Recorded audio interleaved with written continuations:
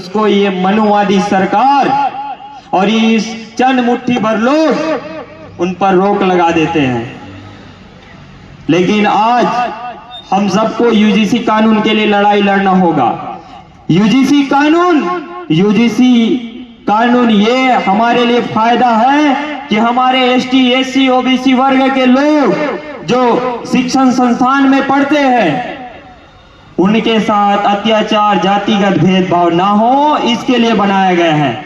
लेकिन इन मनुवादी लोग, चंद मुट्ठी भर लोग, इनके पेट में दर्द होने लगा क्योंकि एसटी, एससी, ओबीसी अब अपने हक और अधिकार के लिए आवाज उठाना सीख जाएंगे, इसलिए उन्हें दबाने के लिए उस कानून को रोक लगवाने के लिए सुप्रीम कोर्ट तक चले गए। हम देखते हैं आज हमारे मसीह समाज के साथ कफन दफन के लिए भी विवाद होता है। हम अपने धमतरी जिला में देखते हैं मसीह समाज मानने वाले लोगों के साथ अत्याचार करते हैं। ये हमारे मौलिक अधिकार है, चाहे हम कोई भी चीज पर आस्था रखें, चाहे हम कोई भी देवी देवताओं पर आस्था रखें, हमें हमारे गांव में, हमारी जमीन पर दफन होने का अधिकार है। ये आर्टिकल 21 अधिकार देता है हमें, इसलिए हम सबको अपने अधिकार के लिए आवाज उठाना होगा।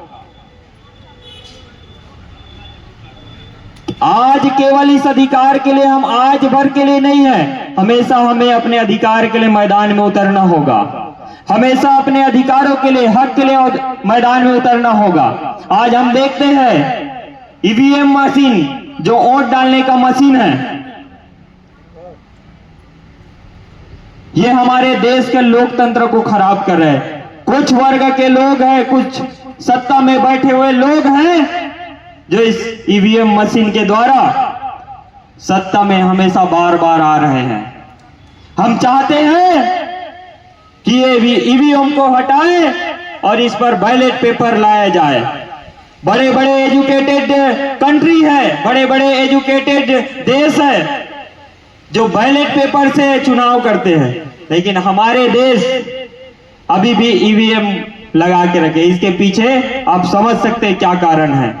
इसलिए इस ईवीएम को भी हटाना पड़ेगा। लोकतंत्र को जिंदा रखना है, हमारे वोट को अगर जिंदा रखना है तो हमें ईवीएम को भी हटाना पड़ेगा। हम देखते हैं रेलवे किनारे, जो रेलवे स्टेशन किनारे हमारे लोग घर बना के रह रहे थे, उसको अतिक्रमण के नाम पर हटा दिया गया। चलो वो अतिक्रमण है, हम मानते हैं, लेकिन उनको हटाए हो तो उनके लिए आवास का प्रबंध करना आपकी जिम्मेदारी है। मैं महापौर को भी बोलना चाहता हूं,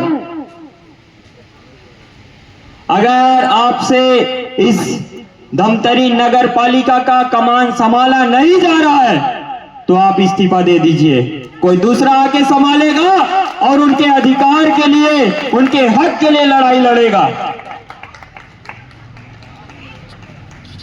इसलिए वहां के पार्षद को भी मैं बोलना चाहता हूं, स्टेशन पर के आपको, वहां के जनता आपको चुनकर नगर पालिका में भेजे हैं। आपका ये दायित्व है कि उनको अधिकार दिलाया जाए। हम उनसे मिलने गए थे, हम जब जाके देखे झुग्गी झोपड़ी बना के रखे हैं।